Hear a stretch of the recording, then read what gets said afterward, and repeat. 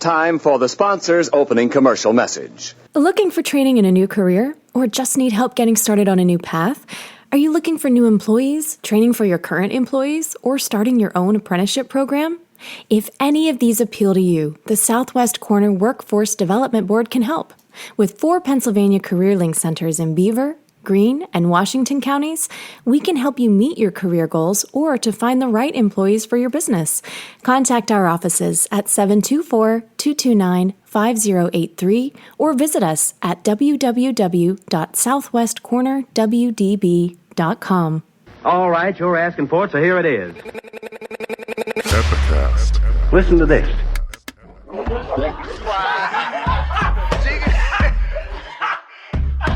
I want you folks laughing at we partners pod, kid. You understand? We in here drinking, singing, swinging, all that shit, dog. You sweating, getting wet, all that stuff. Let's do what we came to do. All right. Welcome to episode 228. No, because that's not how I normally say it. Welcome to the 228th episode of the Drinking Partners Podcast. Yes, this is our Adrian Peterson episode because I just that up like he did his son. No, that's terrible. That's fucked up. Oh no, we just lost a sponsor. Drinking Partners do He's not condone That's terrible. Episode 2 of 228. Sorry, AP, still one of my favorite running backs. But the real reason I chose you was because no matter what, you persevered. They told you that your knee was no good, and you came back and you ran for 2,000 yards. They said you were too old to be a running back, and you still running your old ass in the league. And you held steadfast to your belief because you said, you know what, I'm still going to discipline my son. I don't give a fuck if y'all suspended me. I'm still going to discipline him. And that's your business. I am half your host, Tandem Ed Bailey. As always, I'm joined with my co-host, Dave Bracey. Say what up to the people. What's good with you people? We are the Drinking Partners. We don't beat our kids. You can find us on epicastnetwork.com. Not endorsed. Partners Pod. You can find us on iTunes, Stitcher, Lipstick, Google Play, and Spotify under Drinking Partners. You can find us on IG, Twitter, and Facebook at Partners Pod. 228 episodes. We've been asking y'all, and we will continue to ask you, man. Please hop on iTunes, hop on Facebook, rate and review. That's how we know what we're doing well. That's how we let others know that we're doing well. And that's how we continue to do well, man. So please hop on iTunes, hop on Facebook, rate and review. Listen, you love us. You see us in public. You tell us that you love us. You tell us that Buzzy doesn't pull shit out when we ask him, hey, Buzz, take that out the podcast, just like I'm asking him to take that beginning out. But he's not going to do it. But look, we just asked you, man, just at the click of a button, please tell the internet. Please tell the world, all right? Tell everybody. Tell everybody, man. I love Drinking Partners. You would love Drinking Partners if you listen to it. They keep us abreast of what's going on in the city, what's going on in the industry, and just all the cool shit. And they're just cool guys. You know what I mean? Like fun motherfuckers. And as always, 227 times we've told you. This will be the 228th time we've told you. In lieu of rates and reviews, we do accept shots of Hennessy. Yes, we do. Shots in that little bottle. Shots at the bar. You can bring us a bottle when you're a guest on here. We got several bottles sitting on the table. There ain't none of them Hennessy. You could bring us some bottled bottles. You can bring us bottled bottles of bottles, bottles on bottles. You can bring us international bottles of Hennessy, that white Henny, because that's happened to us. All right. Shout out to Car Guy DJ, aka James Logbo, and the Conways for starting the trend. Shout out to everybody who's kept the trend going. Shout out to all the love that we've received and will continue to receive. I'm claiming it. We are anointed. All right. That's Sunday. I said anointed. So I feel like I'm going to heaven. And we have opportunities for you to see us. We're always out here, man. Like you could see us, you could touch us, you could speak to us. All right. The next opportunity that we can speak of, because we'll be a tandem. Because you catch this motherfucker day anywhere. He just be bopping around the whole city. You catch me like I'm probably wearing a suit and you're like, is that it? And I'm like, no, it's not it. No, I got a fucking kid on my hip. You're Ward. They just call him Ward. But the next time you see us together, October 19th, night at Arcade Comedy Theater, all right, for our epic night of comedy. As always, okay, BYOB and free craft samples. That's ampersand, in addition to, also. All right, so you bring yours, we'll bring ours, we'll share. Feel free to give us a beer. We're giving you plenty of motherfucking beer. And please, get your ass up and go get this beer that's sitting in the lobby, all right? I don't understand why we have to, like, encourage people to go get beer out of the lobby. Like they're there passing out beer. They don't have a square card for you to swipe your card. I think they think it's a scam. Like you get the first one. And then we stole your social security number. It's just like ain't nobody asking for none of your numbers, bro. Just look. We want you to have fun with us. We want to promote, the good shit, the good product, the good people in this city. We want to lower some of the barriers to access. I mean, maybe you don't have time to travel to breweries. Maybe you don't have the dollars to sit at the bar for a while commuting and the time and all that. Like it gets expensive, but you can do a comedy night and have access to some booze with no pressure. Giving you a twofer. Yeah, it's a twofer. I mean, if that's not your thing, it's not your thing. But if it is, then this is a nice way to kind of introduce yourself to that and or your friends. I mean, yeah, bring your friends. Tickets at arcadecomedytheater.com. And then that next weekend, October 26th, we are back at Contra Theater. All right, again, same format. Free craft beer samples and BYOB. That's an ampersand in addition to. And we're bringing you an LA comic boy. Gary Curtis is coming down. It's Pitt's homecoming weekend. Hell to Pitt alumni. You know what I'm saying? We just have a good fucking time. Come on, let's party. All right. ContraTheater.ticketleap.com. Yeah. See that? The troubleshooting. I'm saying motherfucking websites. I'm on my shit today, man. It's episode 2 of 2. 2 of 2. It's episode 2 of 2. So if you've been listening to the podcast, you already know what it is. Yeah. Dave's gonna mumble for about 25 minutes. I'm going to try to figure out some questions to ask, and then all of a sudden I'll be in that mumble phase too, and we'll switch. I feel like the Wolf of Wall Street when he go into the drool phase. That's episode 2 of 2. That's our episode 2 of 2. I do want to shout out North Country. Shout out to Meg. Yeah, shout out to Meg over there. Shout out to Lauren. That's a power tandem over there, man. Yeah, they doing it. The ladies was running Butler the up ladies. there. I mean, it's kind of crazy. But they're the last 2 months of the year. Their October, residency. November. See them at Arcade and Contra Theater. And we've been able to, and just speaking of Meg, we've been able to create this extended family. And I think for episode 2 of 2, there's no better extended family to bring to the cast than our guest today. Because I'm gonna be honest with y'all, we about to just sit here and get fucked up. That's what's about to happen. It's episode 2 of 2. I ain't got shit to do. Kids is out of town. You know what I mean? I got the crib to myself. I can fall asleep on the couch drooling and nobody will be mad at me because all I'll do is clean it up before she gets home. Yo, man, they say, what do you want for Father's Day? I'm like, just leave me the fuck alone. Like, this is the present. Like, you gotta say it a little more nicer. Say, hey, just give me some time to relax. You have to relax. Yeah, all right, I'm gonna use that. I just love to relax with her. If you tell your significant other that you want to relax, they automatically assume that they need to move, like they need to leave. That's because they know they're annoying as fuck.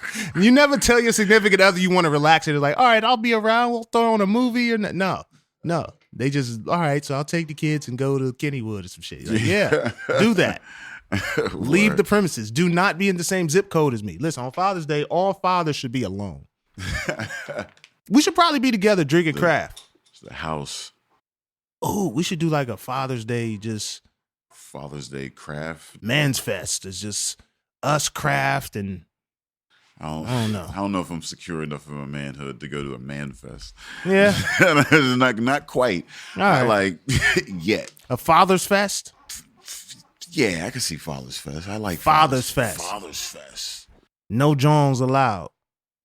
Nah, that's fucked up. That's misogynistic. You say no Jones allowed. Yeah, you can't say no Jones allowed. But it's the Father's Fest. It's our thing. They about to rain down all of the terror on us. Like yeah. In this city, it's changed. It's not. We no longer run the city.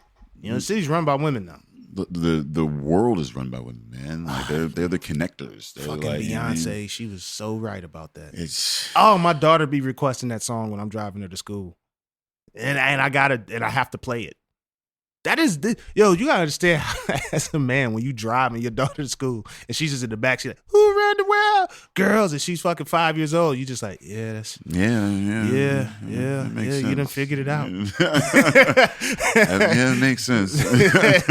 It's over for me. But we have extended family, a family of the pod, a friend family. I don't know how to describe, but he's been on the podcast. What is this? Your third go round, and he brought bottles.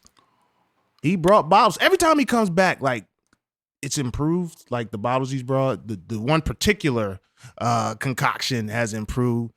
We got Bill Oats of Three Rivers Underground Brewing in the building. Say what up to the people. What's up, people? What's up with you? That's a season what up. That's a secure. I had a whole year to work on that one. That's a secure what up. That's how I'm confident in my standing now. They keep inviting me back because if you see the spread in front of us, like it's like the one bottle has a label, and the rest of it is like, yeah, this shit about to be fire. It's our first collaboration, man. I would very like it. It's the collaboration that like. That's how you get invited back. You got to bring the spread. You got to. Look, you want to come back? You got to bring the yak. That's it. Bring the yak back. But what's going on in your world? What's going on with T.R.U.B? And I know you got the event. Is it T.R.U.B or T.R.U.B? I don't know what the fuck. I said T.R.U.B earlier, and he corrected me to T.R.U.B. And I always fuck it up. Though. These motherfuckers be setting me up. Technically, the pronunciation of the actual word would be T.R.U.B. It's a brewing terminology for the sediment of shit that's left on the bottom of the fermenter. That's the stuff that you siphon off of the beer off of that. That's T.R.U.B. The stuff is at the bottom. So, it's a double entendre. It is. This is why you can invite a motherfucker back, because you just learn something new each time. I brought a definition we just be saying with me. shit and don't even know what we be saying all the time. It's all right. I tell motherfuckers, don't listen to me about any beer. Like, it's good. True, the sediment. Yeah, so thanks for having me back. I got a spread of beers here for you that are all somewhat related to you guys in the podcast here. Yeah. We've affected this I much believe beer. so, yeah. I guess we have affected a lot of beer. Oh, yeah. Maybe, 100 plus collabs. Yeah, there's been quite a few. That's kind of crazy. You guys, you're out there. People know. We out here. A couple people know who you are. We out here. But like you have consistently year after year brought like some of the pain like to the whole like I mean like you are like you have and it's crazy because I'm always telling folks like, yo, this motherfucker could have a spread anywhere in the city and it would pop. But like, how do you progress like in this as you let us know the first beer? He want to get into the shits. Yeah, he wants to get into the shits. We'll talk about as far as progressing with brewing. I mean, I think it's just paying attention to the craft of it all, the science. Getting all the processes down. Then just learning more about how everything works in the brewing world. There's a lot of information out there that you can. I mean, everyone's learning if you're a brewer. So for me, it's just trying to get better and better at it. Never sitting back and resting on what you know already. Is there a glass ceiling for a home brewer where you're just like, I want to get this good, but I don't want to get so good that I have to really look at possibly changing my life? Like I have to now look into opening. Like this shit's so good, I have to make this available for larger distribution. I don't know anyone who's good at brewing that I've ever met that hit that. Like everyone just went right through that glass ceiling. Was like, most of the guys I know that were good ended up brewing somewhere. Okay. Beyond just at home. In addition to that, so I think everyone who's good at it is just good for a reason. They're good because they're just driven to be good at whatever they're doing. I think, but. It's kind of what I am. I'm saying I'm good, but well, you can say you're good. I think I'm all right. We keep drinking your shit. You haven't kicked me out, so we ain't turning nothing down. Yeah. This is a Bill Oats collaboration. All right, give me some of that. Let me get some of that. Yeah. Wait, where's Bill at? You got Bill on top there? You get to the point where motherfuckers will walk into a brewery and be like, you got anything with Bill Oats? I know, so I do appreciate. I mean, I appreciate being at Fresh Fest and just hearing Day told me I had to come here. People just show up and see me and they're like, Day said I had to come here. Well, all right. He's spreading the gospel. This motherfucker brought red velvet. Yeah. How was that? Tell us about that collaboration. The collaboration was awesome. It was with Brianna Jackson from Sweet Little Eats. Mm-hmm. So for the first meeting we had, I was just tossing ideas. Like for me, I don't like to just tell, oh, this is what we're going to do. I just said, I'm a brewer. You're a baker. Just tell me what you make, what you're good at. And we'll find a way to make beer into that. So she was talking about a couple of different things she makes that are popular. And one was the Henny Red Velvet cupcakes. And I was like, oh, Henny, that'll probably work. I still got some of that in the closet. Let me tell you. Let me tell you. So that was pretty quick. We hit that one. And then the challenge of it was just to try to bring the flavors out in the beer, and more so like the color. That's like to get a beer like that red, and for it to have like beautiful, chocolate and like dark notes, but not be dark in color. It's like that was the challenge. Here, we have some here. We can try some here because I was unable to get to the collab at the festival, so I'm like chomping at the bit over here. You can get at it right now. I lost my chance, and now I'm just waiting for that bottle to get cracked. Well, we can crack one. Yeah, you want to start with that one? Yeah, that's what we talking about. All right, we got the opener here. We got to do it. So, how do you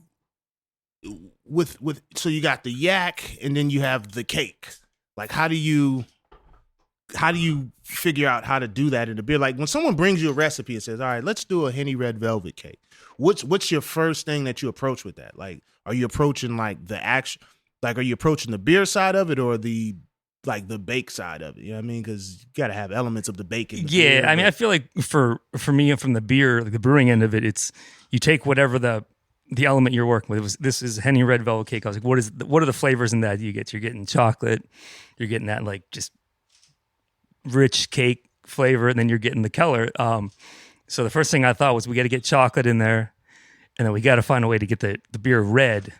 And so essentially this is what I would call a blonde barley wine. So a blonde barley wine. Yeah, so it's a really strong beer, low hopped, but just really light Keller malt, so there's not much dark flavor there. But then the chocolate element comes from Dutch cocoa added to it later in the element, and then there's some Hennessy and some red food coloring later on. So, and it was supposed to be sort of like a mind fuck. You look at it and it's like that's going to taste like raspberries, and it just tastes like cake. So yes, this is. I will say that. Thank you for making this happen. Now, what does this come in ABV on the ABV side? So that was another concern of mine. It's beautiful. Well, you have a right to be concerned. This one is about 9.5%. Yeah, see, I can't be doing that at the festival, like running around on Niners. Yeah, I mean, it was. You got to select your 9. Yeah, it was like just over 9, and then with the Henny and stuff added, it probably boosted it a little bit. But probably. I haven't done the research, with but the Henny added, it might have. I'm pretty sure it might have turned it up a little. This is outstanding. What's the most difficult recipe that you've been presented with, or idea that you've been presented with that you've had to create?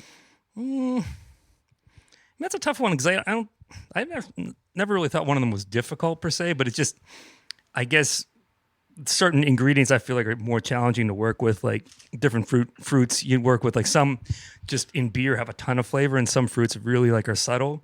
Like blueberries are one thing that I mess with in beers, and it's hard to get like the flavor that you want to get there without using like some extract, which I usually. But blueberries will give you the color real easy. Right? Yeah, and that's the other thing is they get you that super dark blue into black color. So I used them in a stout once, which I thought was pretty good.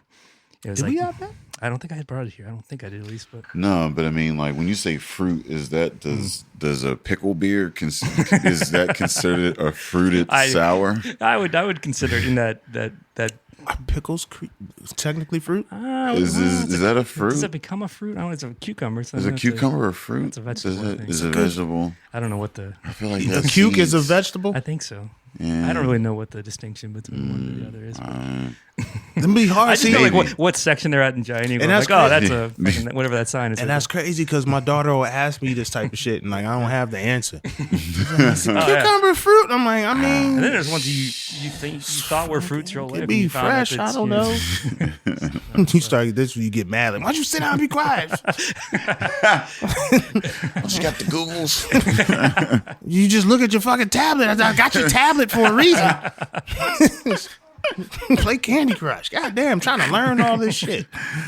I'm trying to drive you back there trying to learn.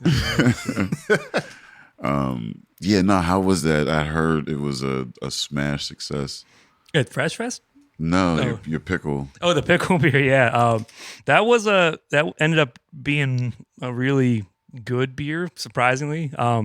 It was a dill pickle gosa, so it's salted, light body beer with I use pickling spices and then dill into the. What are pickling spices?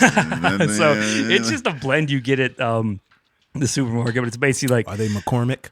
I believe they were McCormick, actually. I didn't know we had a spice connoisseur. No, I only know McCormick because I can't afford the shit. Yeah. They always get what I need. I'm like, McCormick is that family function spice. yeah, that's the table one. That's Got the cracker on you. I'm going to save up by McCormick. put that up top above the freezer. Like, Yeah. Oh no, but it's a mix of, I mean, there's coriander, cloves, bay leaf, garlic, peppers. I think there's some other stuff in there, in the pickling spice, and then the dill is what the other element of that. But it was an interesting one because it should have just been like undrinkable. It should have just been like, but it actually was a good beer. I mean, a lot of people drank it and wanted more of it, which was. Well, people like pickles. Yeah, like people really like. I've crushed like it's weird. Like pickles, you don't think that you could just crush a bunch of pickles, but once you eat one, you're like, yeah, I can do another. I can do another. Now I mean, these are just regular jarred pickles. Like I haven't. Yeah. Like I don't get like too intense on the pickle type shit. I don't drink. I know people who drink the pickle juice. Like, you know what? I ain't gonna lie. When I was younger, I knew would this motherfucker. definitely I knew drink this some motherfucker pickle across juice. the I was like, I would definitely crush some pickles, whatever. These days, I'm like, like one will do, and like just like the one you get after your sandwich. Oh, you know what I really? mean? Like that's just like that's the only pickle I like. Yeah, that's I about won't it. order a pickle on like a hamburger. Yeah.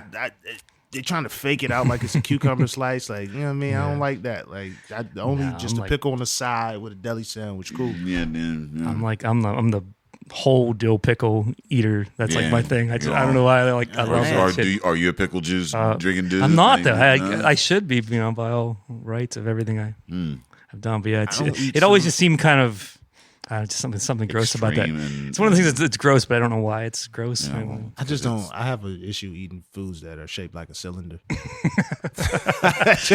Rolls out a lot of things. Damn, man. Such a limited. That's the thing. Like, but so now when you come with the idea of having a pickle beer, how do you know what style? I've always like, how do you know what style do you know what style the beer is going to be, or do you like, all right, with that pickle flavor profile, like it would probably align best with a Gosa? Well, that was how does that work? That one was, I don't say it was easy, but that like the Gosa style is like noted for having salt added to it and then coriander, and it's just like salt and coriander, like you just add a couple more spices and you're at a pickle basically. So I was like, that sort of makes sense, like why that would go into that beer.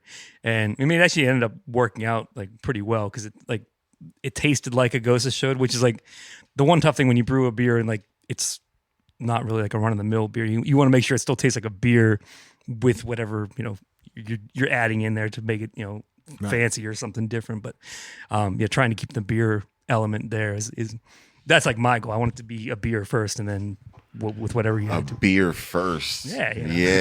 What's I'm gonna a start beer? What's a beer first? Start my beer first campaign. Yeah. What's a Hashtag beer first. Yeah, what's a beer first? Hold on to that money move now. That might be a thing. No, I mean, to whatever it is. Like, so like this beer, we called it a blonde barley wine, like with chocolate added to it. So, I mean, I wanted the beer to be rich and malty, and if you weren't necessarily told that it's a Henny Red Velvet beer, you'd still like it for its own elements, So, and then if it can encompass the whole red velvet cake end of things too, then that's the goal of any sort of collaboration like that. I think is to get all elements of it represented.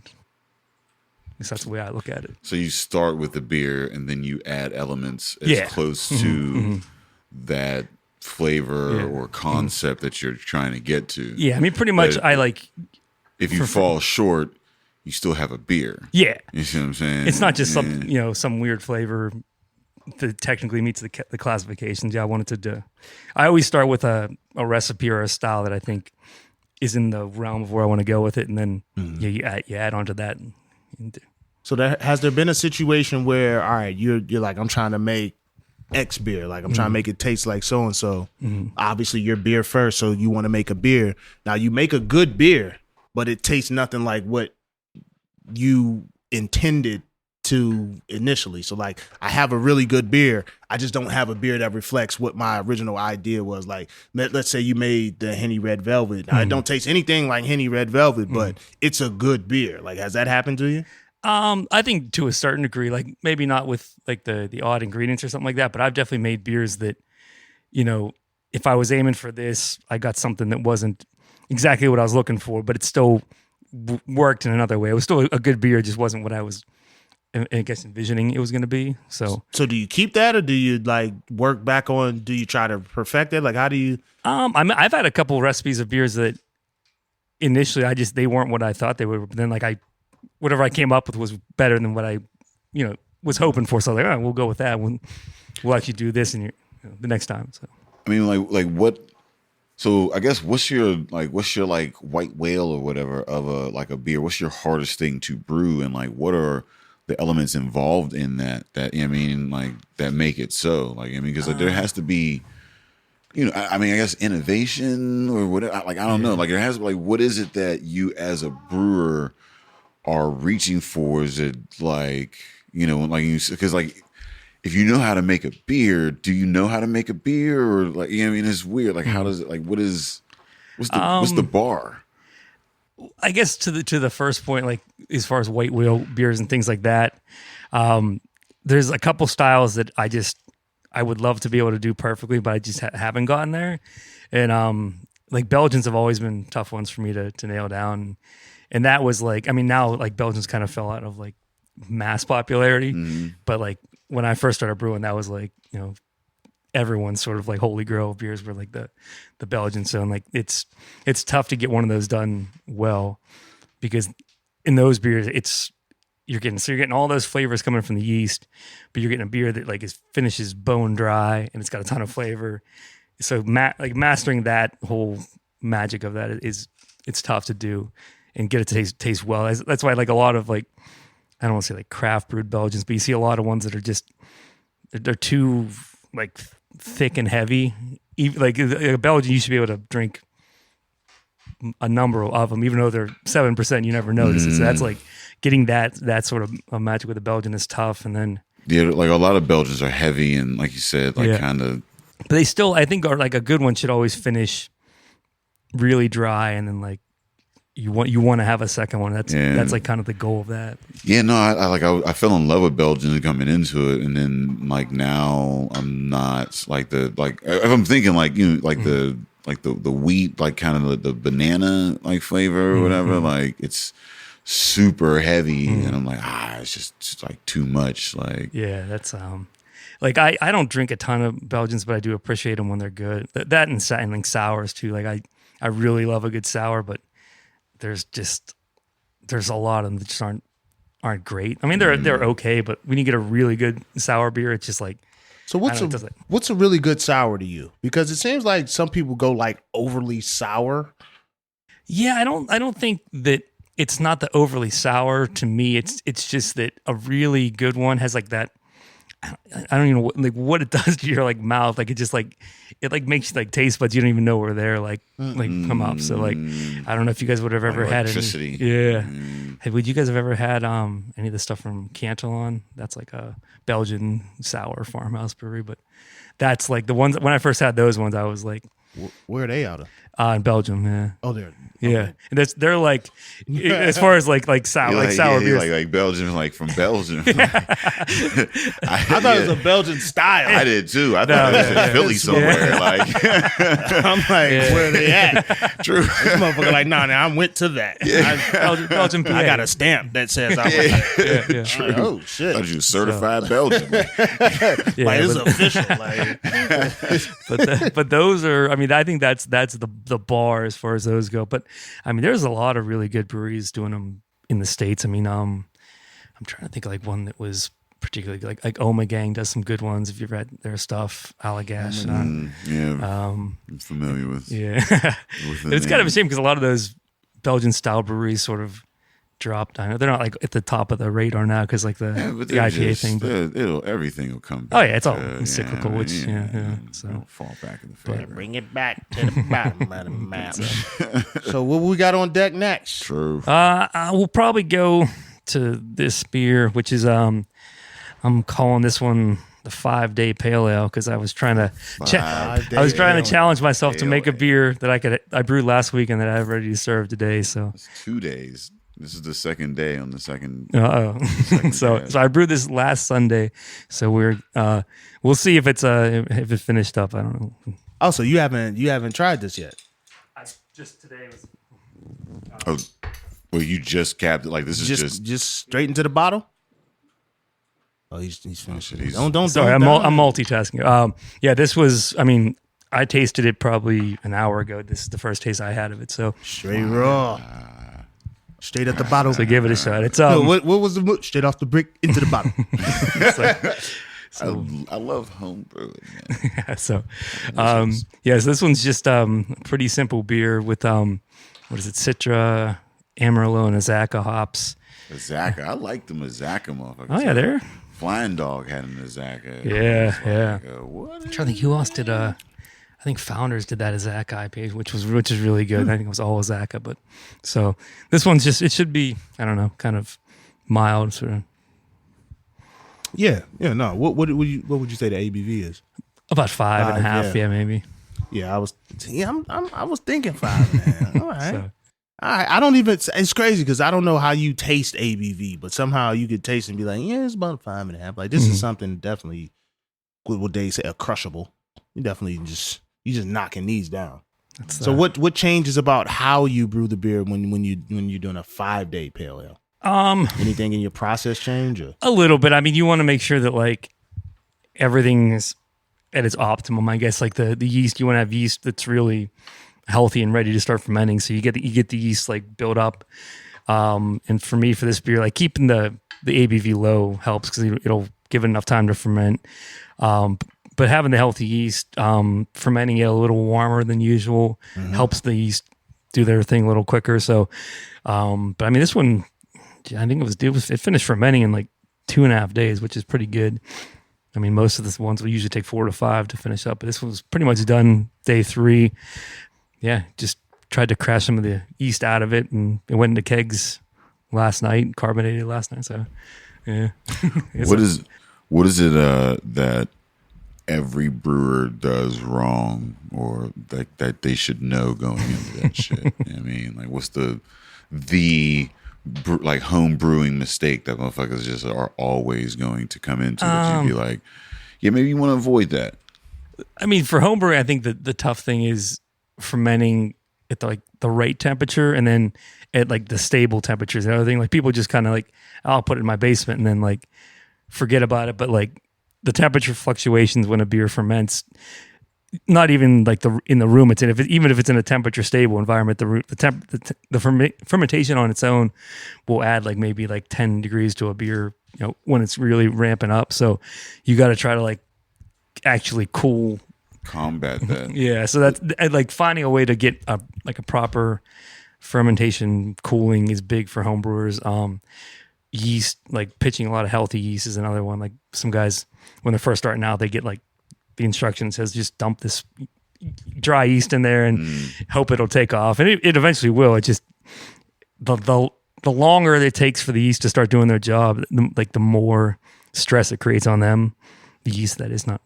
Damn. So are there techniques to, I guess, expedite the yeast fermentation process? Or I mean, like, are we going to look at a 4-day pale ale and then a 3, like, you know, it was 8-minute abs and it was 7-minute abs.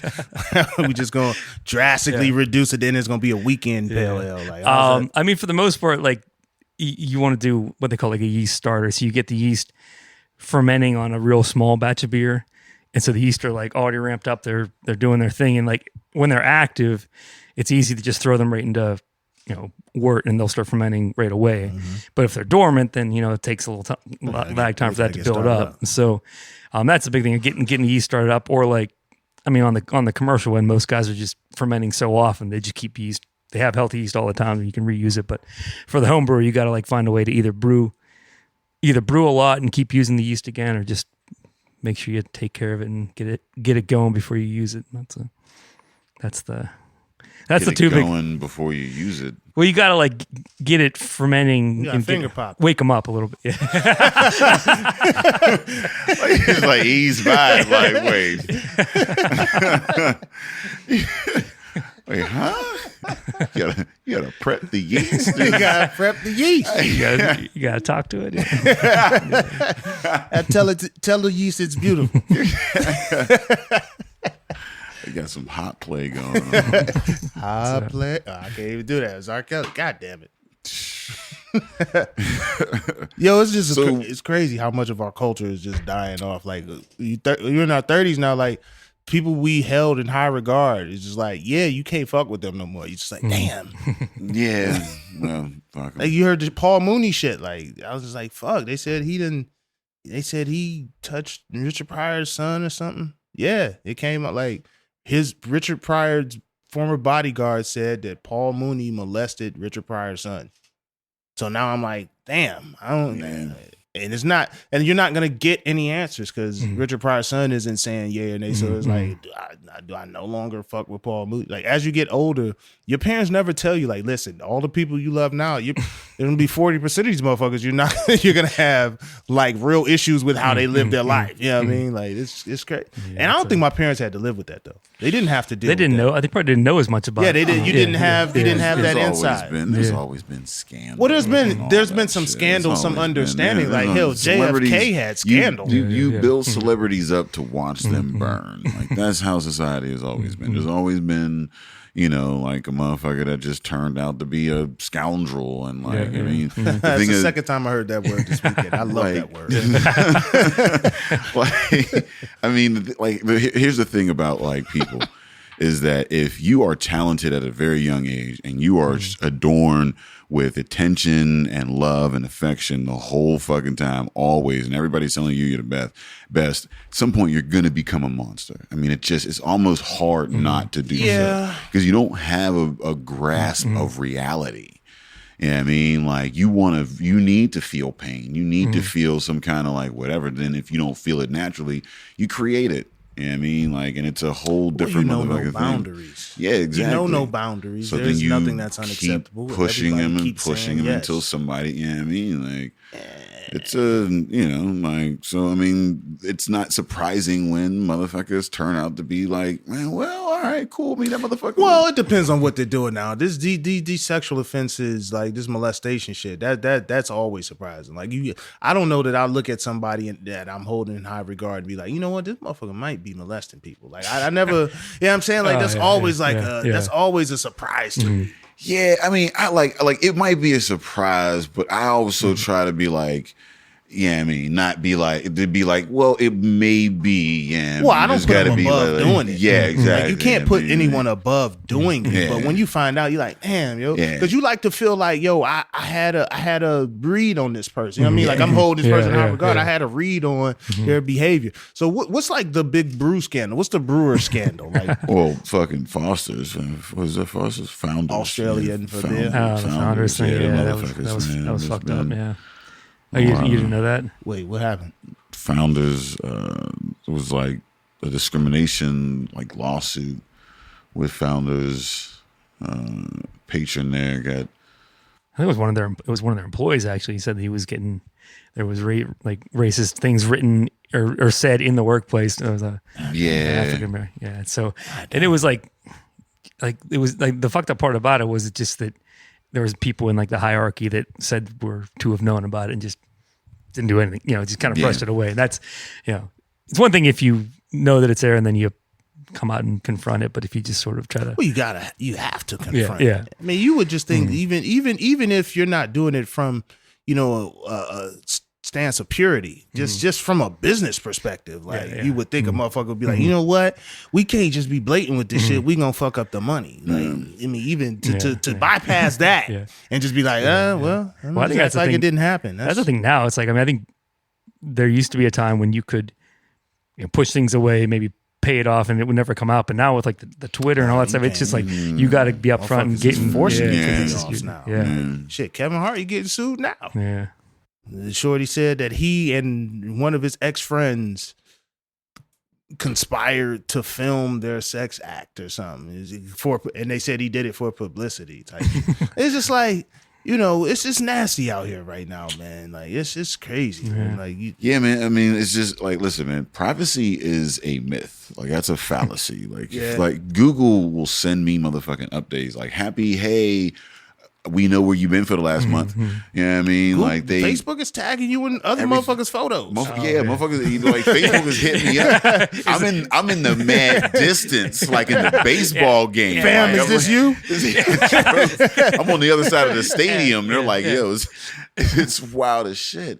There's no private life, like for real.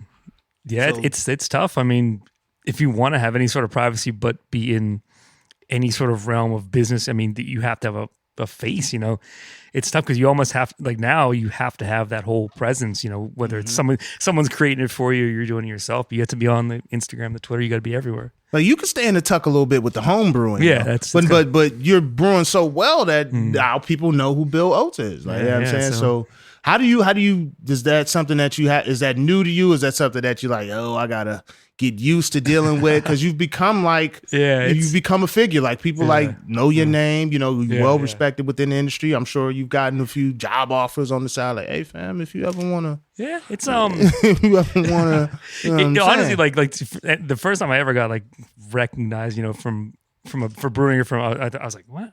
How do you like? I'm just some guy at my house, but it's kind of cool, that people at least appreciate it and remember it. I get people from like that have been a brewing epicure in the past, and just I'll see them out somewhere at a bar, and they'll be like, "Oh, you making whatever beer next year?" And I'm like, "Oh yeah, I'm probably gonna do that." So the fact that people kind of remember, and that to me, I think is pretty cool. Well, let's get into brewing epicure because obviously, that's one of the we brought you with your family, but you do have. This event coming up, and for those who are not familiar, I mean, I don't remember what episode we had you on before talking about it, but if you could just give our listeners, new and old, just a recap of what Brewing Epicure is, when it's going to take place, any pertinent details. Yeah, so Brewing Epicure, so that is our club, T.R.U.B, Three Rivers Underground Brewers. We started the Homebrew Fest, Brewing Epicure, and I want to say this is our 12th year, 13th. I actually can't remember. But we've been doing it now for over a decade. A long time. And it's always been a homebrew-centric beer fest. And we've brought in commercial brewers, and we've tried to do it more to like a homebrew vibe. Like we ask commercial brewers if they're willing to do like collaboration beers with us for the event. Just something that makes it more unique than just, your average beer fest, to keep that homebrew root to it. Since we started, it's been benefiting the Cystic Fibrosis Foundation. And to date, we've raised, probably close to $300,000 for cystic fibrosis over the course of the event. It's a good time. That's excellent. You get a lot of different beers there, especially stuff that, since it's a lot of homebrew, it's stuff you really literally can't get anywhere, but it gives guys a chance to just do random beers, that, and don't have to worry with the constraints of trying to sell them to a mass. You can just do a pickle beer one off, like we were saying. Yeah, give it a shot. But like this is like, it's like you said, you get a lot of variety in it, and like you're getting like this like top quality beer. It's not just like, a lot of these dudes are great fucking brewers, but they just got good day jobs. You know what I mean? So it's hard to take that leap. Yeah, so it's 401k strong. Yeah, like, man. Yeah. So it's and that like that is the essence of craft in the sense that like it's literally like you're putting your hands on that small batch or whatever, which. Just like anything, if you make one pancake, it's gonna be a little different than if you make 500 pancakes. That's what I'm saying. So you get that home brew. It's just it's crazy, man. I was over there. We were last year. Though. It was August Wilson. Yep. Man. Logistically, what additional hoops do you have to jump through with it being a homebrew festival? Like,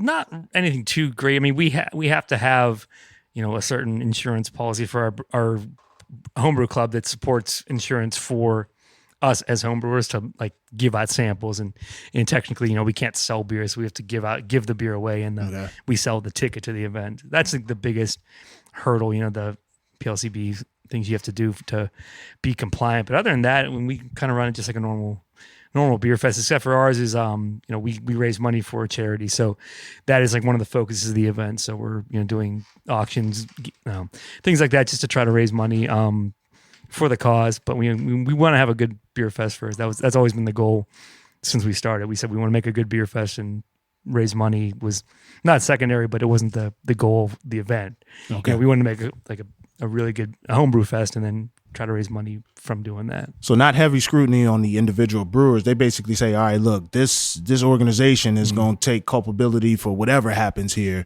And now it's up to the organization to kind of vet the individuals type thing. Yeah, pretty much. Okay. I mean, with beer, it's hard to, I guess, you could be serving some stuff out there that people shouldn't be drinking, but in general, even if it's a bad beer, it's just going to be a bad beer. You spit it out, and, but I mean, we to a certain degree vet internally in the club, Yeah, I'm about to say, like, if you service some shit beer, You can't get a taste at the brew, like at the festival, you are going to be shamed to high hell. Yeah, like, you don't get too many people that last a while in the club that don't make good beer because it's Because I'm gonna talk about you. I don't even know shit about beer. I think we talked about it on last cast. Like, how do you kick a motherfucker out politely? Like, how you let a motherfucker know that this ain't for you? Like, listen, fam, your dues are gonna go up 700%.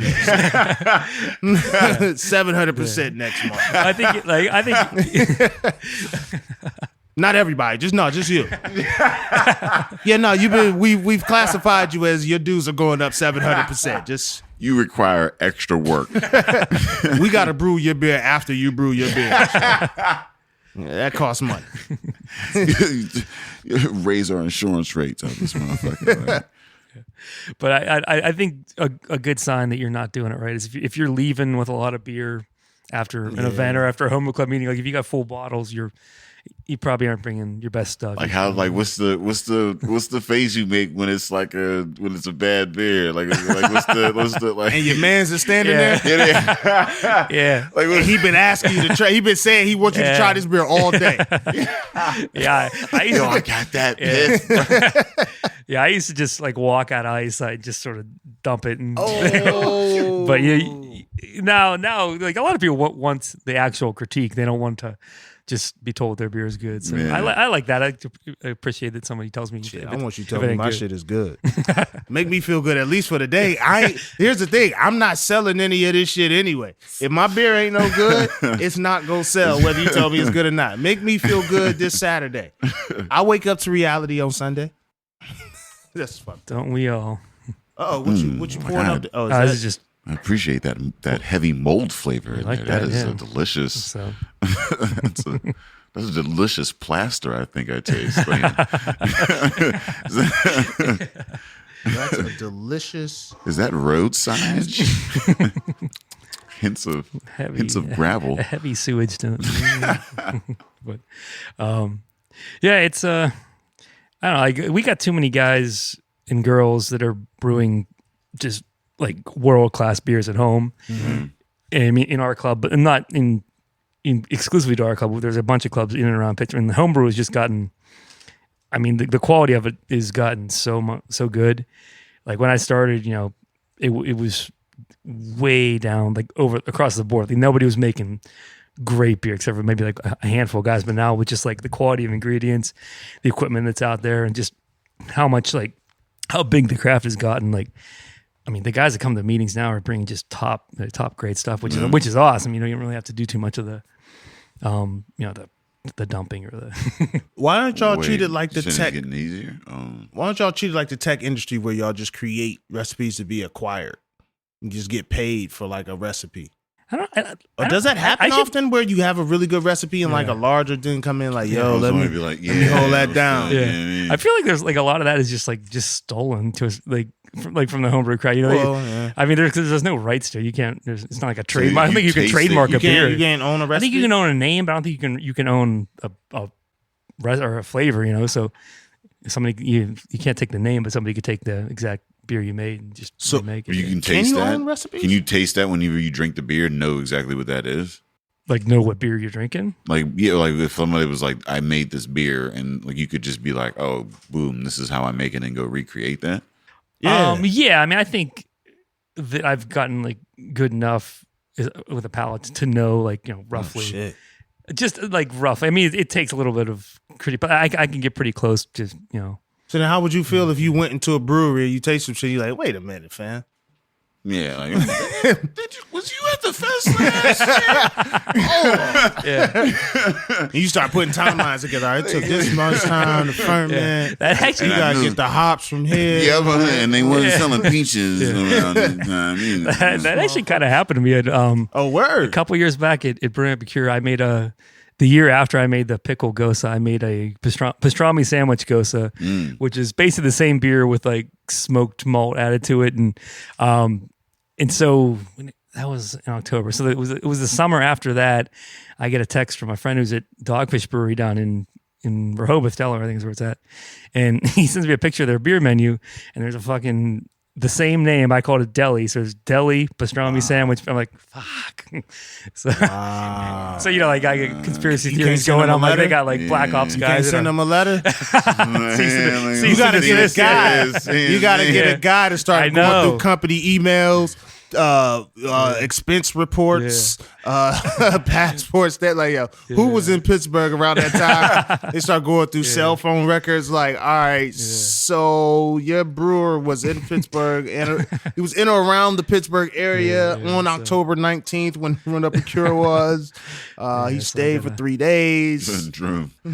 We can ping his cell phone at several places. He was in the area of your home or the Brewing Up a Cure. Like, yo, you should pursue that. Or it can't. So you can't own a recipe. No, I mean, I could probably own the name. I don't know. I really don't know how that works. I have to look into it. I feel like you can own a recipe. I don't think Like, so. I feel like you don't own the individual parts, but the mixture and amounts, that's a specific formula. I don't know how anybody would prove you did it. Well, I think it would be hard to, but if it didn't exist before. Yeah. How does one separate themselves from the pack? In homebrewing or just in Brewing. in brewing in general? Yeah. I mean, obviously quality is going to be the thing. I mean, you got to make quality beer, and that, you know, cream rises to the top, as they say. I think that's how it goes. But a lot of it is hype. You know, I hate to say that, but it's you got to sell it somehow. So, you know, you're not out there just, you know, beer one. That's not going to sell. You got to give it a story, and I think that's the cool part to me is when, you know, there's a story behind the beer. It comes from some level of inspiration. So wherever, you know, it's a beer maybe you had once and couldn't find again, which I've done a lot of those ones that I had overseas and tried to recreate them. But yeah, I think to the end, I mean, to that point, but it's definitely quality is going to be the defining, you know, mark of a brewer in general. If you're making good beer, people are going to notice, you know. Is your crib like in shambles? Like you just trying shit and then trying to recreate it? Like you just got just beer concoctions all over the crib? You got that board with all the motherfucking tacks and shit on it. Shit, and like the bands leading back to clues and shit. Yeah. So, I mean, that's one thing I think is cool. Just finding like that, like you're talking like the white whale of beers, but finding a beer that just gets you excited about it again. And it's tough to do with there being so many beers, and you feel like you've tried every possible beer you could try, and then all of a sudden some hits you one day, and it's just like, oh fuck, well, that's why I like beer initially. It's just that, you know, feeling just, whoa, that's good. It's always like the first time. What's the most unique beer you've had recently? Oof. That is a good question. Unique beer.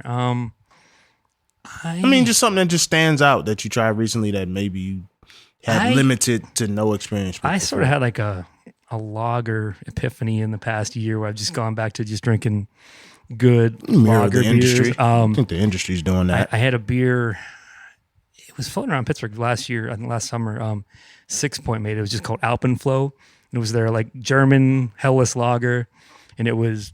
That's the one that come in them little ass cans. Yeah, I hate the cans, but like it's not like yeah, they make good shit. Yeah, the beer was good as hell, and I was like, damn, like this is what I want to drink right now. Is just good, clean. You wanted to drink 4 or 5 of them. Just like I appreciated that part of it. So, but I mean, there's been a lot of good lagers coming in Pittsburgh recently. Like Roundabout's been making more lagers. They did their Polish Hill Pills, which was just unbelievably good. Who else had a good one recently? Mindful, actually. They had a couple good lagers on recently. They had, I can't remember what they brought to the fest. One of their lagers they brought to Fresh Fest was awesome too. So yeah, lagers are good. So drink you lagers. got some lagers in the tuck right now. I do. I have a Hellas lager for brewing. Hellas lager. For brewing Epicure. Yeah, that'll be I got a couple more weeks on that one to go. But yeah, that'll be served to brewing Epicure. I got a Belgian farmhouse ale with buckwheat honey added to it. That's my other brewing Epicure one. Farmhouse ale with buckwheat honey. Yeah. Yo, you should do a collab. You should do a collab with Apis called Honey Bunches of Oats. Claim it.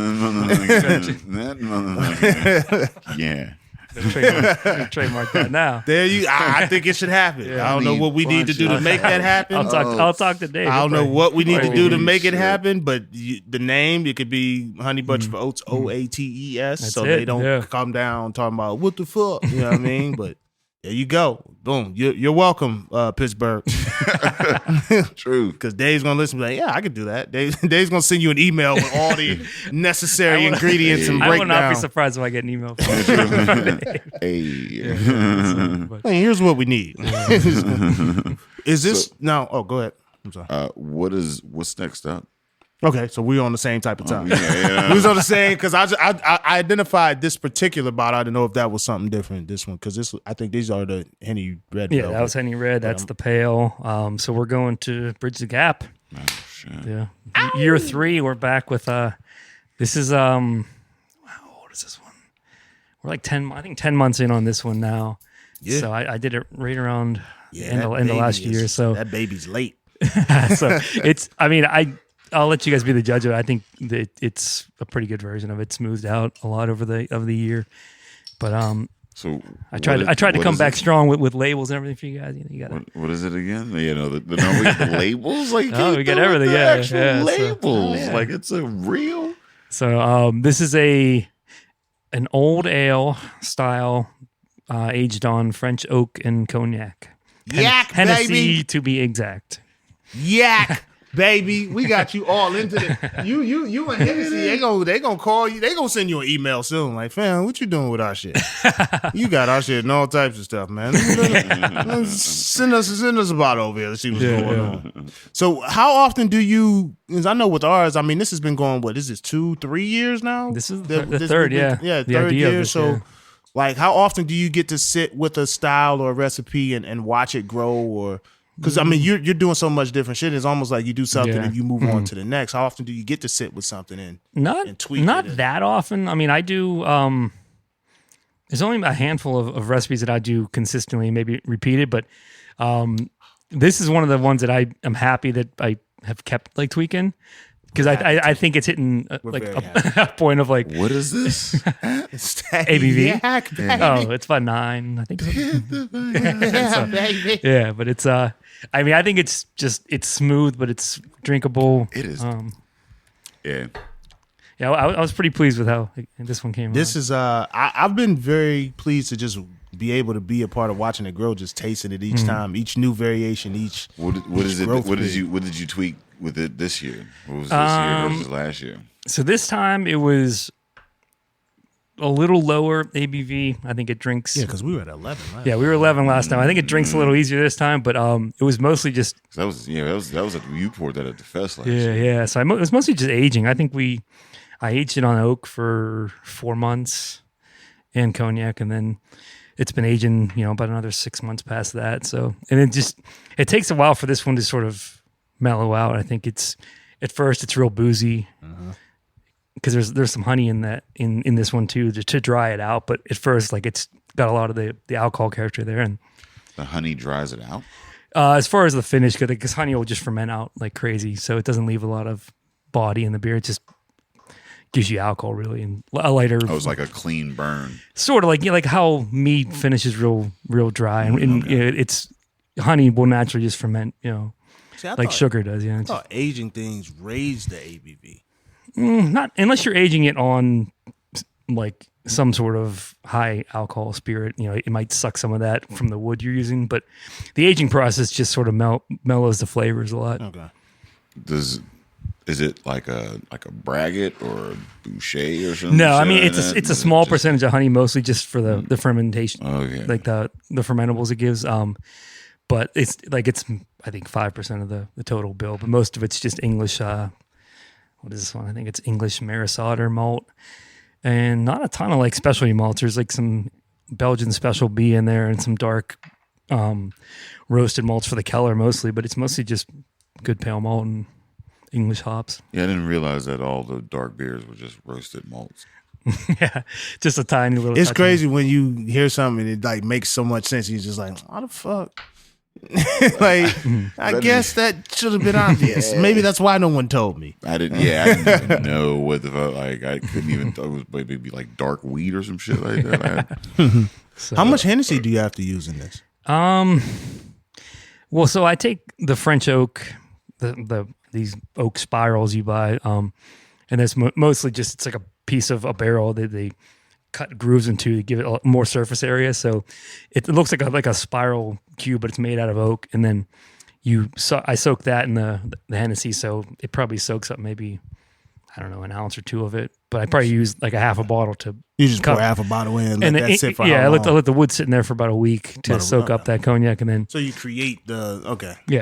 and I then, ain't even think of that. yeah. Because then you get the flavor babies in the wood. Yeah. man. 'Cause I was Like, thinking- because of that mingling or whatever. So it's a different, it's a unique flavor Yeah. than if you would have just had that Yeah. or that. I never had Hennessy on wood. Pause. That probably It's good. that probably just tastes good as fuck. Yeah, it's actually pretty Well, tasty. all of the Hennessy's you had came from wood. So Yeah, there's but that. I ain't straight off the brick into the bottle. Like I ain't had that. But yeah, I was because I've been sitting here trying to figure out at what point is he pouring Hennessy into this mix? Like I'm like that don't even sound right. Yeah. And why haven't we captured that photo op where we just pouring Hennessy on top of the hops? Like that's a drinking partner's photo if there's none other. This is I love it. I can't wait for year 4 if it's gonna happen, but it should happen. So, I hope you guys invite me I'm back. pushing We'll for have to- year 4. We'll have to. Oh, yeah. Is it like a, I don't see any reason to I mean, stop. there's no reason to stop now. We got a label now. it's the first collaboration. Yeah. Now it's a thing. Oh yeah. Yeah, this is one of my annual staples now. I think the once a 9 year. is a sweet spot too. I think it's good. It's drinkable and Yeah. it's not it's gonna mess you up, but it's not gonna I get a little bit of all right. This shit could be dangerous. Like I get a little bit when it's not like over the top. Like how you have some stouts and you're like, yo, this shit this shit crazy. Yeah. It's not like that, but it's also like, look, bruh, slow down. Don't I get think, crazy. Yeah, to me, I think I get the cognac in the finish. It's subtle, but like I think you get that. Oh, okay, yeah, that's cognac. I definitely, if me and wifey ever like call it quits, I'm sitting there drinking this. It's gonna be. I'm gonna make it rain outside of my window and just sit here and drink this. Like, what could I have done differently? I could have been a better man. It's probably a good divorce beer, I'd say. It's got a nice like the body is pretty light. Yeah. on it, Yeah, it what I mean? is. So that's what like kind of makes it like. How do you do that? How do you hide the ABV? I keep asking this question. I never fully understand. I mean, honestly, hiding ABV is just a matter of like fermenting good. So if you put up like pitch enough yeast that's really healthy and active, they'll do their thing and not give off a lot of weird off flavors. So for most unless you go over like 10, getting up into those ranges, like if it's fermented well, it shouldn't have a ton of boozy character. If it has a lot of alcohol notes there, it wasn't fermented well. It was either fermented hot or not enough yeast added to it. But for the most part, it's just fermented too warm or didn't give it enough time to finish fermenting. Like I let this one go for probably, like maybe 2.5 weeks to ferment, and that's like. For the most part, beers are done in 3-4 days. Okay. But I just let this one go and take its time, and so it finishes out smooth. And in this one, with like the honey added into it too, that lightens the body. Because if that wasn't in there, I think the finish would be a lot fuller and probably more true to what like an actual old ale, quote unquote, should taste like. But I wanted this one to be more cognac like, so it had that drier finish. Yeah. So. I'm about to put this bitch on ice in a square glass. I'm about to break up with wifey just to sit in my windowsill and cry with some Bridget the Gap. How could I bridge the gap? Yeah, this is really. I mean, it is really good. I'm happy to, even if it's just in conception, have contributed to this in some fashion. Like it's really dope when we have collaborations and they turn out really well. And it's just like it's a little bit of our personality here, like in a bottle. Yeah, I mean that's honestly from the first inception. That's what I was hoping for. I was just like, I'm coming in as a brewer. You guys are coming in as entertainers. Just give me something you like, and I'll try to put it into a beer. Because that's what I enjoy doing as a brewer. I just making something. It's like it's like an artist that like paints a picture or whatever. Yeah, you know what I mean, it's like their interpretation. You know what I mean, of you in that sense. Kind of crazy, man. Because this is the podcast that was we had Weyerbacher and. I think Weyerbacher was the first. Yeah, that Mary Monks. Or yeah, the Mary Monks. It's funny. I see Mary Monks, and it's almost nostalgic when I see it. Like, oh yeah, I remember being in that little ass room. Isn't that a Belgian? Yeah, Belgian dark strong. Yeah, but see, Mary Monks, I think feel it when I think back on Mary, like that tastes strong. Like when you drink it, you're like, yo, this shit is about to be strong. Like this shit ain't. Yeah, a lot of those Weyerbacher ain't nothing to play with. They weren't trying to play like 10. They ain't playing no fucking games. Yeah, no, it was. Yeah. They make it so that you can't say their name. Yeah. Well, I think like all their beer names are like intimidating too. It's like blithering idiot. And you would fit the bill after one of those. They have a stout that has like some sort of like name like the Heathen. I think it's what it's called. Their imperial stout. Yeah, I gotta go. The artwork was intimidating. Like that blithering idiot is like that's like I'm a Joker fan. That's a dark ass. And I think they're in Easton, right? That's where I gotta go. Yeah. Like wifey's family is out in Easton. They're out in Easton now. Like I have to on one of our visits home, like make my way out there. I'm gonna go in there and drop my name to see if that shit work. Like, yo, it's Ed Bailey here. Let him know I'm here. Let him know I'm here. EB, episode 1. Yeah. They know me. Yeah, they know. Say it to somebody. Just like, say it to the maintenance dude. Like, yo, man, go tell him Ed here. Ed from DP. Let him know. They'll know. Standing out front. Like, yeah, they said they don't know. They got a 4-pack on hold somewhere.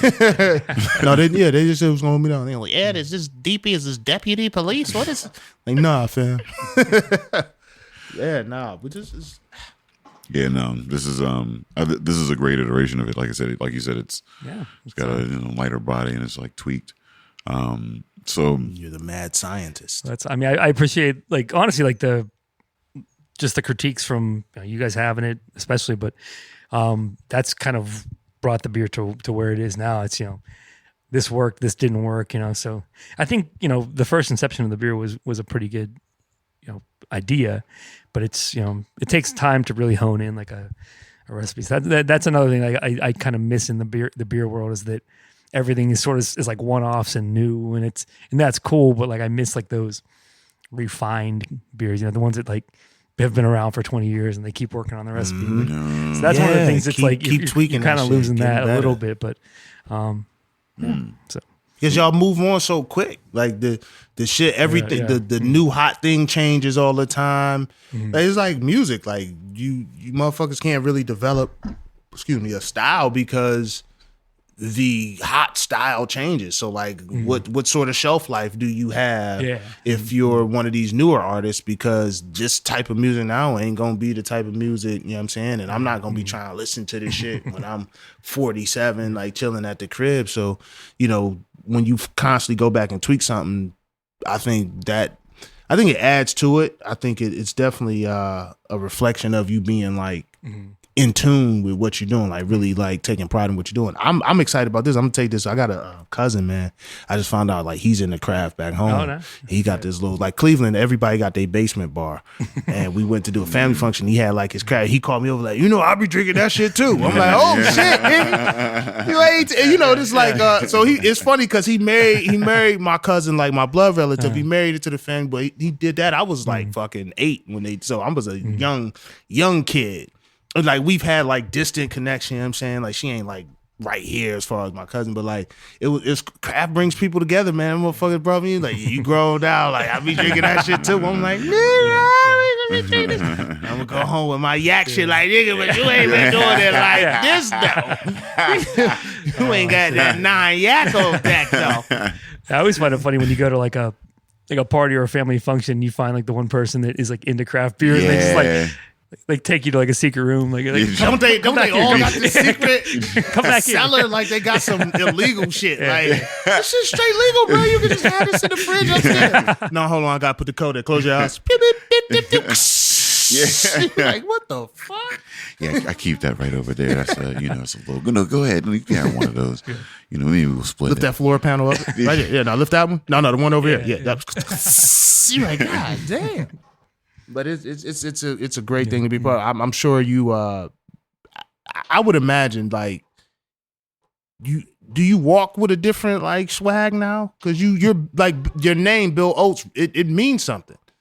You know what I'm saying? Like it definitely has. I appreciate you saying it has that. some heft. Like Yeah. it mean like I ain't dick riding. It's just it do mean something. Like Yeah, I mean, because when you see the progression of the scene and like you've been in it, you know what I mean, and like Right. whatever it's like,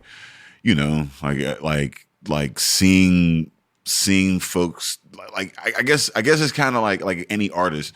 You see folks that like maybe they shouldn't or this or that or like whatever. Like kind of like I mean, what is that like? Like is there any kind of like integrity in the scene to be had? Is there like or do you just hey everybody brew their own shit and if it's shit then it's shit? I mean, that's kind of my take on it. Is I don't like thinking of it as like a scene, even though it is certainly a scene. But I like being the lone like rogue homebrewer guy, like doing my own thing and just Is every homebrewer a rogue home? I think so. Yeah. Yeah, you technically y'all definitely intrude on like there are actual companies that are like, yo, who the fuck is these dudes getting our constituents drunk? Like, There's definitely like some similar genes between like brewers and like Unabomber and like things like that. oh shit. Very antisocial motherfucker. Well, y'all in the lab. That's it. Yeah. You're in the lab. You coming out with the piff. That's what we try to do. But, what's the? I mean, I know you got the Brewing Up Procure, those beers, and you haven't tasted the finished product of those yet, or I have not actually. I still have to brew 2 of them. So I get them. I do them pretty much like at the last minute. All right, because we got to close soon. What is your latest project or undertaking that you've been most impressed with? As far as brewing goes, yeah. Well, like I said before, I've been drinking a lot of lager beers. So that's been like my probably the passion of the last year is like getting better at brewing lager beers, figuring out how 2 for Brewing Up Procure. Yeah, that you haven't tasted yet. Figuring out how to do that process, but like the Helles lager, like the German light lager, is basically what if I had one beer right now that I'm trying to get perfected, it's that one. No, I'm saying what's one the most recent beer that you brewed that's impressed you the most?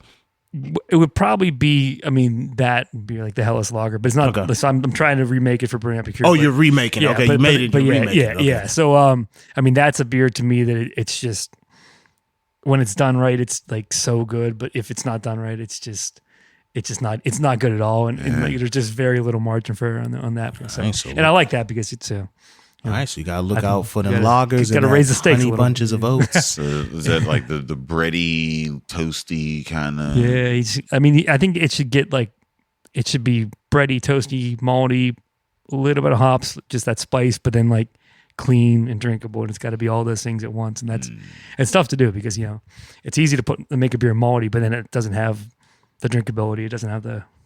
No, I'm just waiting for Day to ask his question because I know it's coming.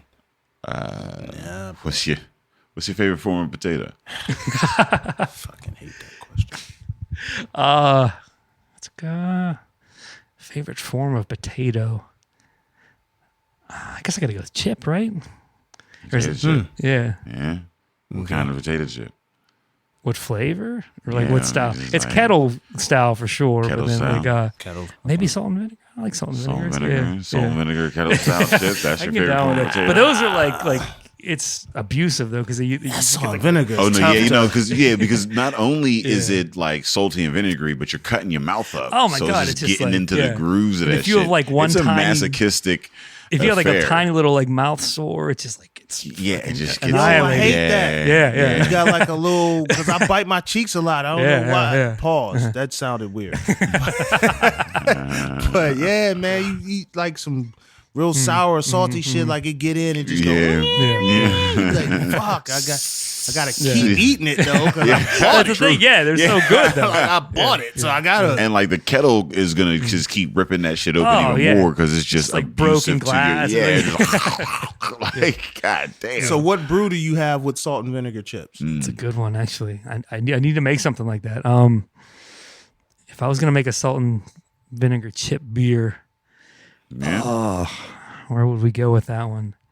I think I would probably go lager. Yeah, go Hellas lager. You want clean? Yeah, you kind of gotta. Mute But then it you a gotta little get bit, like you the- can't- just wash it down. Just Yeah, you kinda, can't. You can't try to match it. You No. gotta counter it. Yeah.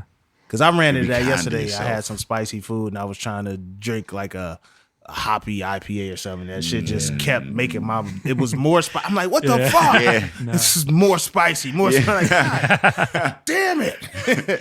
Yeah, because like all your taste buds just go on fire. Like it's just like it's a firecrackers. Yeah, and shit. you need like, to just like neutralize that with something that's just cold and drinkable. And I think that's why there's a place for like the light lagers of the world because it's just for the Yeah, the I would food- probably drink some Bridging the Gap because it's light, not real hoppy, but it'll get you faded. So, if you could, before we go, just run through that info on Brewing Up a Cure one more time for the listeners, and then let the people know where they can find you and your beers. Okay. So it's Brewing Up a Cure.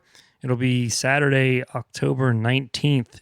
This year we're here at the Energy Innovation Center in the Lower Hill District there, right by the old arena. Kind of overlooking the city there. So They've redone that whole they did. Yeah, it's going to be an awesome nice spot because it's all in the one room in the basement, but it's all windows, so you can look out and you're just seeing the city.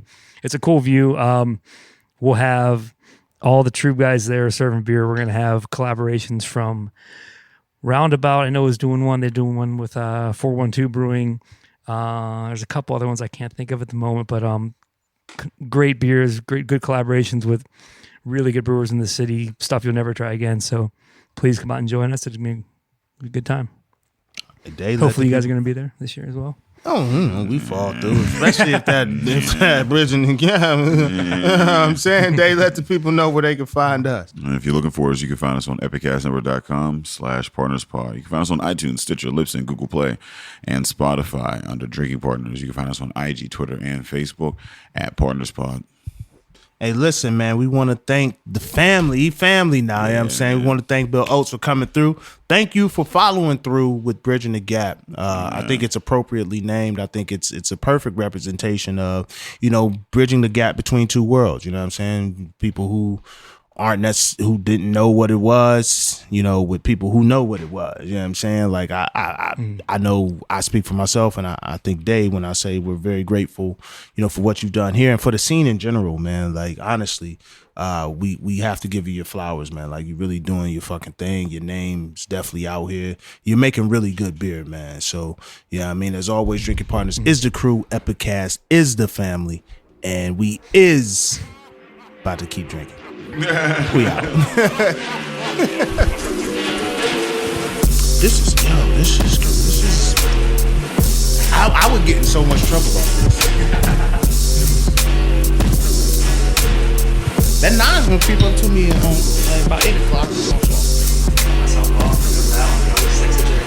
take a sample every day. And I'm like, Yeah. Now, so as a brewer, when you say that, as a brewer, how do you look at this? Yeah, let me just keep that arrow. Yeah. Pardon me. But as a brewer, how do you look at that? So when you say, I could just sit here and drink that, get myself in trouble, do you look at that as a positive or a negative? Like, do I need to be more forward with what's going on with the ABV, or am I hitting it well? yeah, that's